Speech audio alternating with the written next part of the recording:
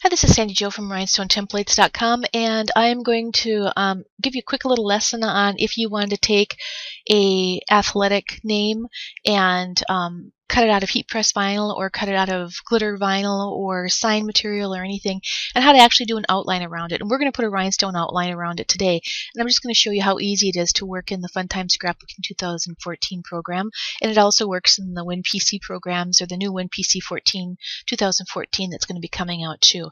What we're going to do is we're just going to go to our text tab over on the left hand side and then come over onto our font tab, and it's going to bring up all of our fonts for us, and we'll just go ahead and use Ballpark, which is already here, and this is how Ballpark looks. And actually I like that font for a lot of the sports things anyway.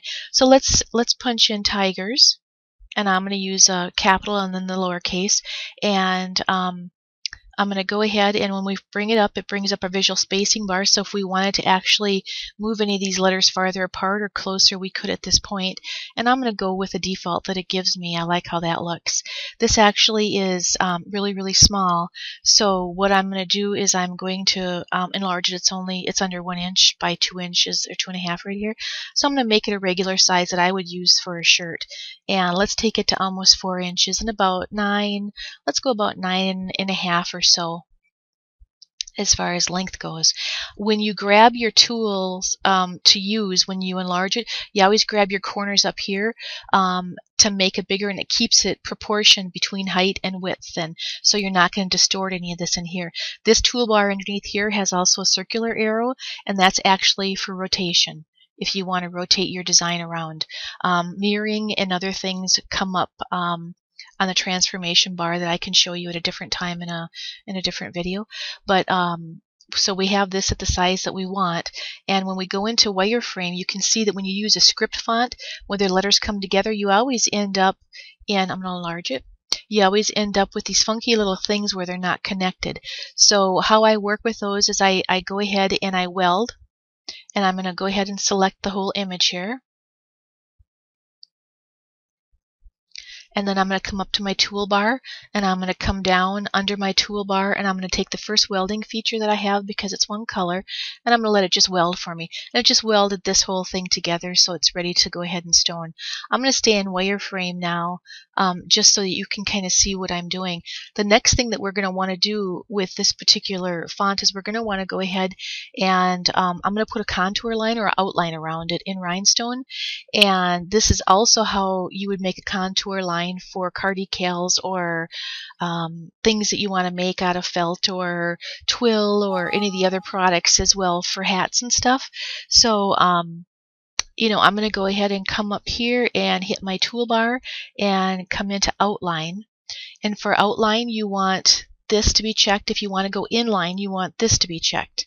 For thickness, let's try the 0.10 here that I have programmed. If you want it to be larger, you just put in a 0.15, or if you want it to be tighter, you know, you adjust that right here in this part right through here. And then the last thing that you want to make sure and do is you want to make sure and hit break text. So when I've made the outline around this product for my rhinestones, it's going to be a standalone line. It's not going to be a line that's connected and grouped in tight that I'm not going to be able to break apart. So I'm going to go ahead and select the color. The color is red here, so I'm just going to change the color so you can see that we can do that. We can also make custom colors and put those in too. And then I'm going to go ahead, and you can choose if you want a sharp corner or a square corner or a rounded corner for any of these two. I'm going to go ahead and actually, let's do our rounded corner for this one. And as you can see, then this is what it did. It went ahead and it made contour lines around this for us that we can go ahead and we can stone. And I'm going to go ahead and show you if we did a sharp corner, how that would work. And that one, it just brings up our stuff just a little bit sharper up in some of the corners here.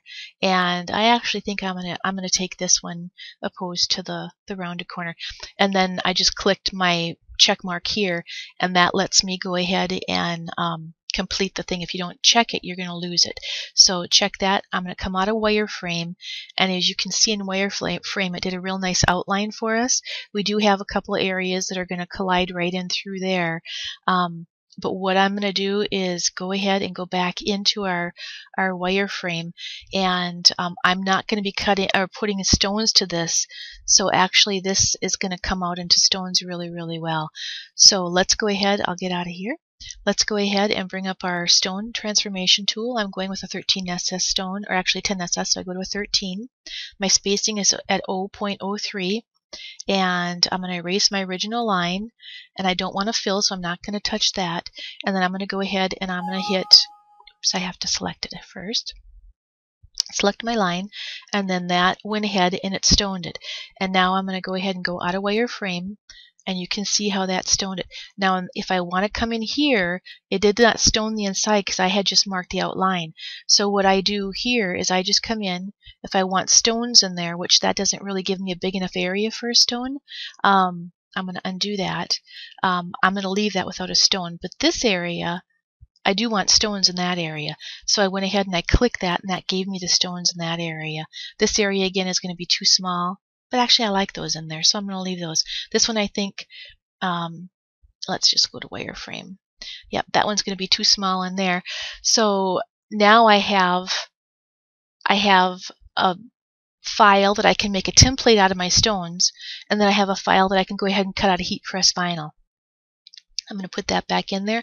And now I want to show you another really awesome thing.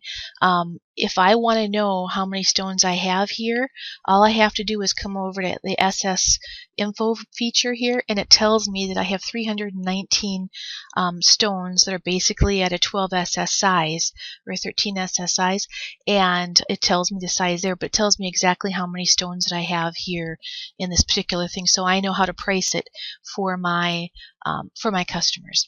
But let's go to another feature that we have that we can do, and this is great for proofs. Under Tools and Papers, under Papers, you have all these papers that you can actually use, and if you wanted to do a presentation, you could go ahead and pick any of these papers in through here that show different kinds of things, and you just hit that from what you have selected, and it changes your proof over to show what it's actually going to look like if you use a polka dot paper. You can also play with the mosaic tool, and the mosaic tool will just give you a little different look on it, so you can play with that too.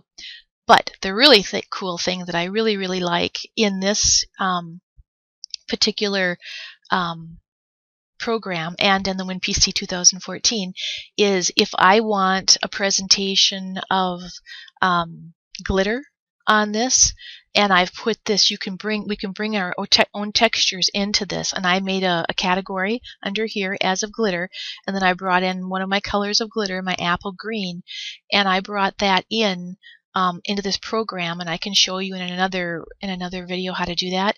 But now if I want to go ahead and change this in here to a glitter, there we go, I can change that to glitter, and then I have an awesome proof. Whoops, I didn't do that right. Okay, let's go ahead and go back there. There we go. And I can go ahead and I have an awesome proof that I can go ahead and show to my customer. And then a good way to show them is just to take your black piece of a rectangle there. Let's zoom out a little bit. It came in pink, and that's okay because we just take and change it to a black one. Take that and put that to the back, and then we've got a really nice proof to take and send off to our customer. Now this area right here that we did not stone shows through white, so you just take and make that black, or you can remove that little piece right there too, and either way, however you like to do it. And I need to get rid of that one right there, and then you've got a really nice proof. There's one right here too. Let's zoom that up so we can grab it a little bit easier to send off to your client. You never want to save any of your files in a glitter like this or in your simulated stones. If you do, to bring them back in, you're not going to be, it's going to warp your design when you try to bring it back in. So before you actually save this, send this off, watermark it, and send it off to your client if you want, or show it on your website or whatever. But to actually save it, take it back to a real color and then save it, and you're going to have two totally different cuttable files that you can go ahead and work with. But you don't want to save the simulated look ever, because it's not a real EPS file then, it's more of a JPEG, and it's not a cuttable file, so it'll throw off your files a little bit. So these are great for proofs, but don't save it or you'll end up losing your file. So this is Sandy Jo at rhinestonetemplates.com, and if you need any products, I have all the transfer material or rhinestones or whatever on my website, and lots of downloads. And if you have suggestions for me, just let me know. But if you need any help with the program, let me know too. But I just wanted to show you how easy it is to make this type of a file.